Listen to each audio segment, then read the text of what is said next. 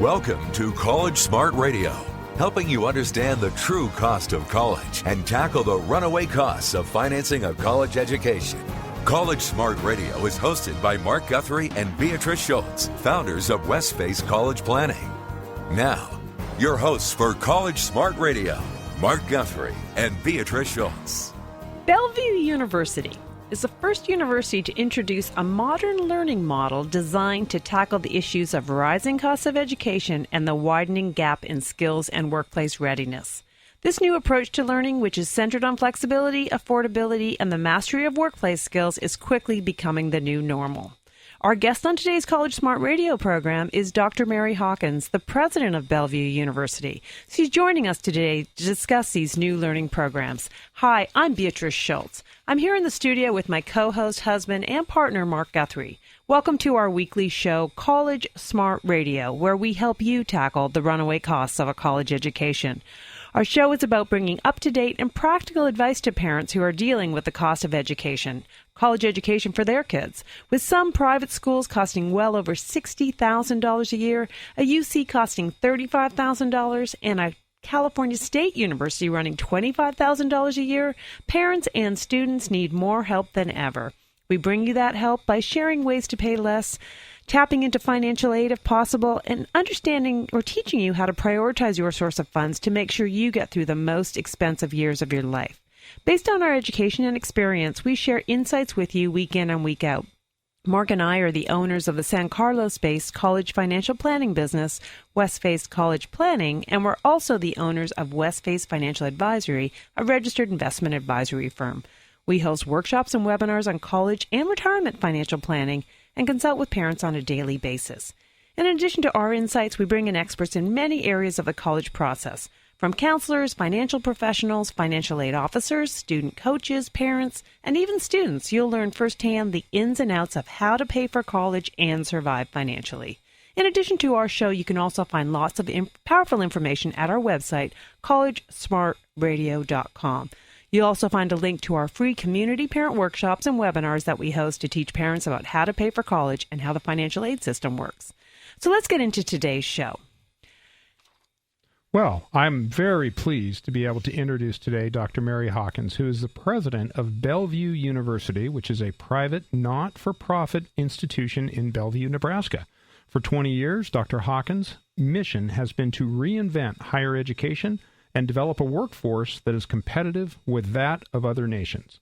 She knows the countries that out-educate America today will surge ahead of America's competitively placed position tomorrow. Her goal is to make getting a degree more affordable, more accessible, while arming Americans with a set of skills that apply to the real world.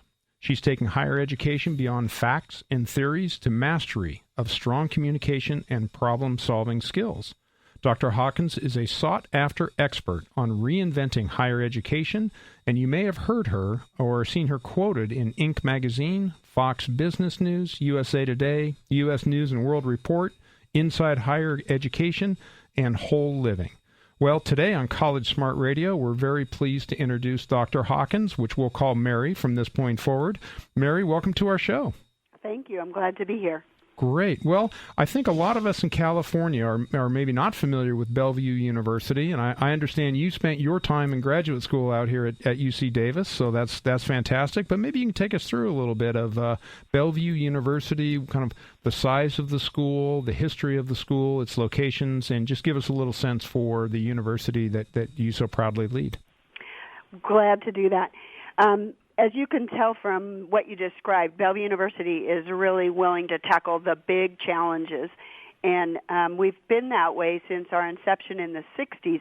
We've looked for innovative solutions to education. We've looked at what the country needs, what the market is demanding, and what the challenges to higher education are, and we've tried to respond. Now, what I'll tell you is that we serve about 13,000 to 16,000 students a year. We have bachelor's, master's, and PhD programs, and our students range from those who come on campus for a degree, those who go to our satellites across the state of Nebraska, in Iowa, in South Dakota, those students who choose to go online, and those students who mix and match. Fantastic. Well, we've got an audience of a lot of undergraduates who are getting ready to go to college for the first time. And many that we chat with are going straight to a four-year college, but we also have some that spend 2 years at a community college here in California and then move on to a UC or a state college after that. So specifically in the undergraduate program, how are you in general tackling the long history of curriculum driven by textbooks and traditional kind of institutional learning approach? What we've decided is that approach is not preparing graduates with the skills and experiences they need. A textbook is a great resource, but it is not giving you all the information on all the skills and the kind of program planning that is needed at a college level. So we've demanded that our faculty look to committees of industry experts as well as subject matter experts and map out for those degree areas or those career areas, what are the key skills, what's the key knowledge, what are the things that students will need to hit the ground running when they graduate and apply for that job. That sounds fantastic. You must have a lot of very surprised students who show up for a class that they think is going to be really easy, and all they have to do is read the book and get through it and actually find they've got to learn something and put it in practice. You know, I'm surprised to learn that how many students value that experience. I tell our faculty all the time that students who are motivated and focused on that degree and that career, they want to know that they're learning. They're investing time and money, and they want it well spent. And I know a lot of people think students want the easy way out, but I don't find that to be true. So the more challenging and the more relevant the program, I find the more satisfied students are. So, Mary, can you give an example? It sounds good, but how are you making it more relevant for the students? Number one, we look for careers and degrees that match opportunities for students to advance a career. There are a lot of jobs that, and you read it all the time, jobs for which there are not enough candidates. And so we really look for program and degree areas where there's a great opportunity for students to earn a good living. And then we not only look for where the jobs are, but we also look for, can the student advance with a degree, or is it a bit of a dead-end job? So we map our curriculum to areas that have opportunities for jobs, opportunities for advancement, and relevant to the economic future of this country. Wow. So if I looked at a high-level breakdown of the areas of Bellevue University, I'd see things like business and computer science and things like that. And I guess what I'm hearing is inside each one of those, you've challenged the administration and the educators inside that area to bring in much more thinking than just traditional thinking of, well, here's the textbook, let's go through Marketing 101, let's make it applicable to what employers are looking for today. Is that a fair assessment? Very fair. And in fact, a lot of the programs that we develop will work directly with industry to understand what are they doing. And I can cite some of those partners for you.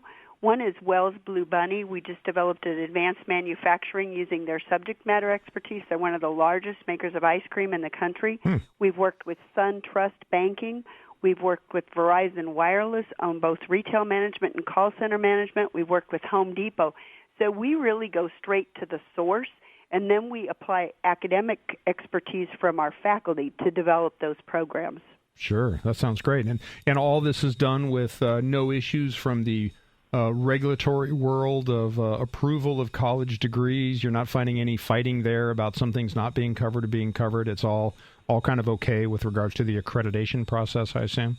Yes, it is. And in fact, we're in that review cycle right now, and we're doing very well. We have actually been used by the Higher Learning Commission, which is one of the 6 regional accrediting bodies, as somewhat of a poster child, especially on our satellite centers. So we stay in close proximity to their thinking, and we work with them closely when we talk about new degrees so that we understand if there's anything we're not thinking about that we should be thinking about. But so far, so good. We're getting excellent marks from our accreditation body. Well, that's great to hear, because you could imagine you might have a little friction there with just breaking from tradition, but it sounds like everybody's kind of trying to move forward here with improving the education overall. Yes, and if you look at the presidents and the governors and so many of our leaders, they are acknowledging that we need innovation in education, that doing things the same old way is not going to lead us to the new solutions and lead us to American competitiveness. So we're actually partnering with them on finding ways to innovate and tackle those tough problems that you mentioned earlier in your in your radio presentation. Sure.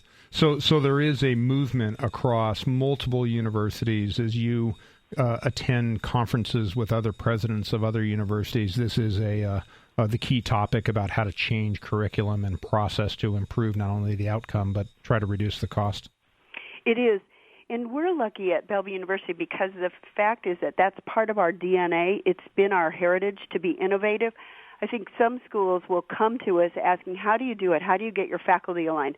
How do you develop the curriculum models? Where do you get the support? And we're so glad to help them. But it is not for the faint of heart. And you have to have a culture on your campus that really focuses on learning and responsiveness, and we're very fortunate to have that. Well, it sounds like you've created that, right? I mean, it sounds like if a professor came from another school and came to Bellevue, they might have a little bit of an adjustment period, and that's probably a good thing, right? It is, and then we also have some professors who want to teach this way, who seek us out and apply to Bellevue University because they really value relevant teaching and the opportunity to innovate. So it is also an attraction for our faculty. If you've just joined us, our guest on today's College Smart Radio program is Dr. Mary Hawkins, and she's the president at Bellevue University. She's sharing with us some of the innovative learning techniques that Bellevue University is using. We'll be right back after a short break on College Smart Radio. College Smart Radio with Mark Guthrie and Beatrice Schultz continues in moments on AM 1220 KDOW. For more information on today's topic, visit collegesmartradio.com or call area code 650-587-1559.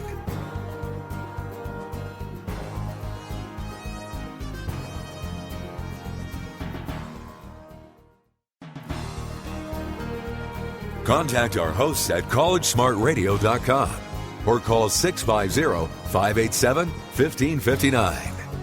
Now back to College Smart Radio with Mark Guthrie and Beatrice Schultz on AM 1220 KDOW. Welcome back to College Smart Radio, where we help you tackle the runaway costs of college. I'm Beatrice Schultz. I'm here in the studio with my co-host, Mark Guthrie, and on the phone we've got Dr. Mary Hawkins, the president of Bellevue University. We were just talking about some innovative programs that Bellevue's put into place and some of the other universities in relation to better correlating our education with the skills that are needed in the job workforce afterwards. During the break, we were talking a little bit about that and I guess the trends that are happening in the different colleges, Mary. And can you share with us, for our listeners, the students and parents that are listening to the show, how can they even know whether the colleges they're considering offer these, advanced learning programs? There's a really important question that you've raised, and I think a lot of people, when they're working with a prospective college, are a little cowed by some of the language, and they don't ask tough questions. And some of those questions are, what is it actually going to take for my son or daughter, or for me if it's the individual, to earn a degree? How many credits? What are the programs? Are there other ways of earning credit? For example, many students nowadays during high school get dual credits. They have opportunities to take college classes while they're in high school. Okay, does that college that you're looking at accept those credits? Or are they going to make you retake them because they only accept their credits? That's key. Second, do they provide options for learners who clearly have mastered some area to test out of a class? There's a number of both standard tests and sometimes college-specific tests that will allow learners to test out and advance their college program and degree faster by leveraging the knowledge they bring to college. Let's talk about that just for a minute, because I think a lot of parents are familiar with AP classes and trying to get those credits while kids are in high school.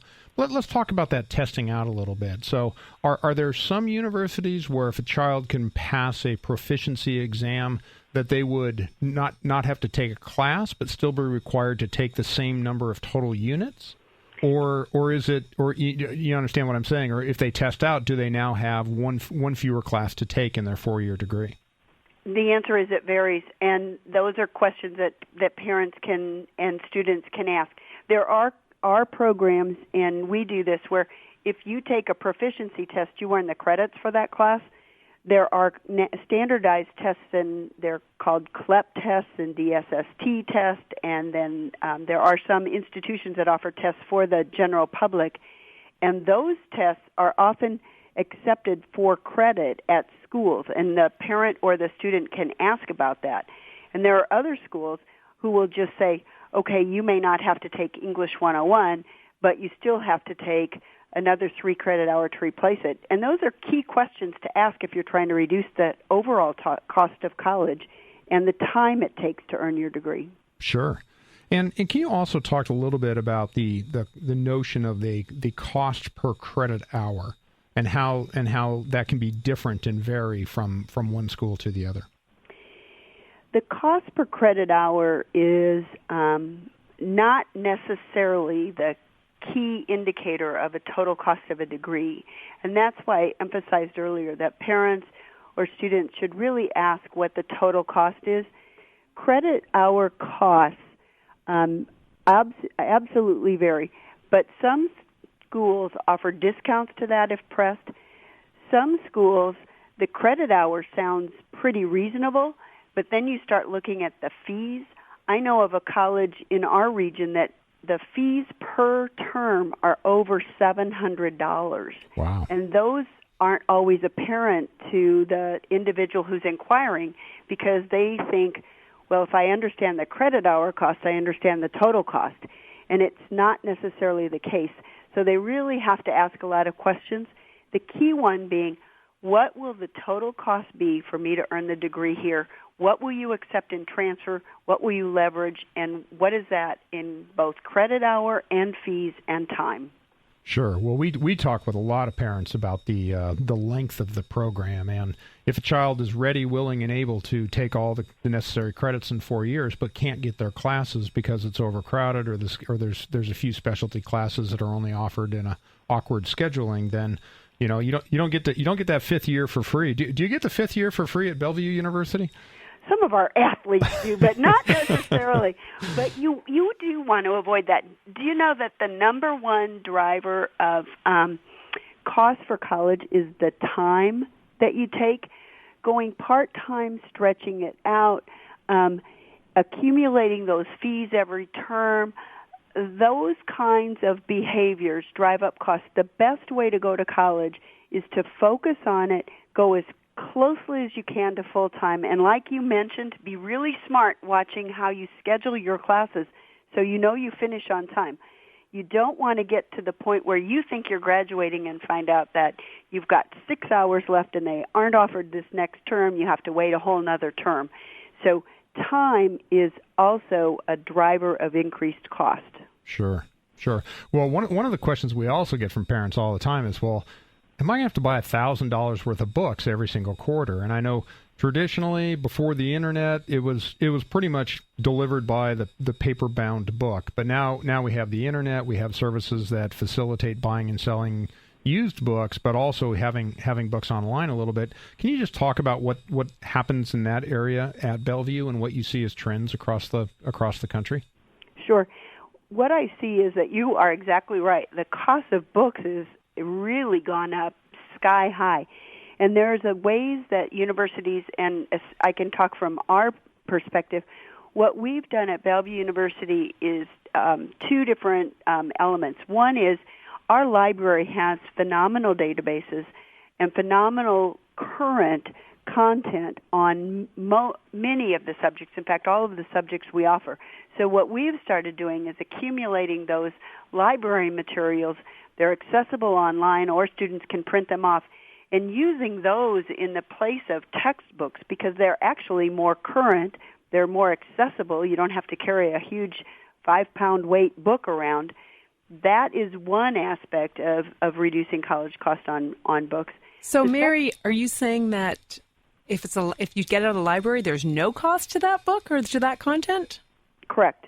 Okay, great. Sorry, I just wanted to make sure that everyone understood that because that's a pretty good deal. It is. And libraries, at least nowadays, the library has changed so much that you can access a library 24/7. In fact, our library reference research people are on call 24/7. So if you're having trouble, they can actually go into your computer with you. I mean, you log into the library portal, but they can see where you're struggling. Because I think we've all done something where we try to search for something and we get 741,000 choices. Hey, that's our neighbors over here, Google, doing that to us, I think. Well, it's wonderful, but it is a little hard for a college student. But yes, what you said is exactly right, Beatrice. Libraries at institutions are free services for students, and they can gather a lot of information that way. And we've asked our faculty to use those resources because they bring down the cost for students.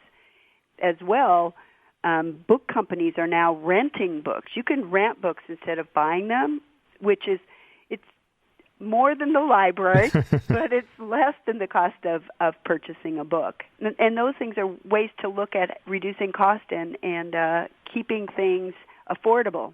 And so should that be on the checklist for parents as they're visiting colleges and doing their research online as to what's available at that campus? I mean, I guess you really need to know what the requirements are from the particular professor to figure out whether or not an e-book, or I mean, I guess a rented book is just as good as a real book, but whether or not there's alternative sources for that information. How would a parent cipher through that and think through that as they go look at 10 or 12 different universities?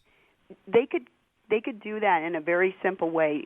One would be to go to the bookstore and ask the bookstore, do they have a rental book policy? Do they have a buy book policy? Buyback policy, so that at the end of term you can get your book back. And second, they can go to the library and ask, how many of your professors at this institution use the online resources for students? What kinds of resources do they put up for books, for reference to help students? And what kind of help do you provide in the library for my prospective student?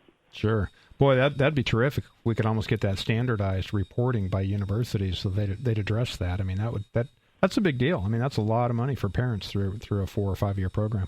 It is. It's huge. I remember when I was going to school, I thought books were bad, and now I think, oh my goodness. Yeah, it's bad enough you have to buy a car every year, which is the cost of a college education, but you also have to buy all the maintenance as well, which is the room, board, and books. So, again, Mary, thank you so much for coming on our show. We really appreciate it. Oh, it's fun to be here. Great. Well, I know you've helped our parents out a lot. We've been speaking with Dr. Mary Hawkins, who's the president of Bellevue University, and she shared a lot of great information about Bellevue specifically and about trends that are happening across the country. And it's very encouraging, actually. I feel really great about it. So that wraps up another weekly show of College Smart Radio. We hope you picked up some new information today that helps you figure out ways to manage the runaway cost of college. You can hear us each week here on KDOW 1220 AM in the San Francisco Bay Area, Saturdays at 3 p.m. We promise to bring you the up-to-date information from the front lines of helping parents deal with the most expensive years of their lives.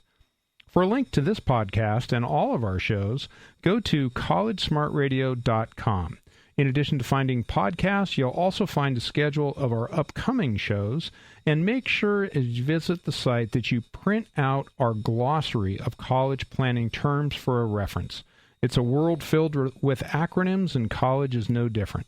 Also, plan to join us at one of our upcoming West Face college planning workshops and webinars. Thanks so much again for attending. Thank you, Beatrice, and again, thank you, Mary, very much for attending our show today. You've been listening to College Smart Radio with Mark Guthrie and Beatrice Schultz. If you have questions on today's topic, log on to collegesmartradio.com or call area code 650-587-1559. That's 650-587-1559. And join us next week at this time for another edition of College Smart Radio on AM 1220 KDOW. Information presented during today's show is not to be construed as advice meeting the particular needs of any investor. All mention of performance is based on historical experience. It should not be assumed that past performance is any indication of future results. Tax Center legal advice is not offered by Mark Guthrie or Beatrice Schultz. Please consult your tax professional for additional guidance regarding tax-related matters. Mark Guthrie and Beatrice Schultz are owners and investor advisor representatives of Westface Financial Advisory. College planning services offered through Westface College Planning. Insurance services offered through Westface Financial and Insurance Services. License number OF 35251. Financial planning and investment advisory services offered through Westface Financial Advisory.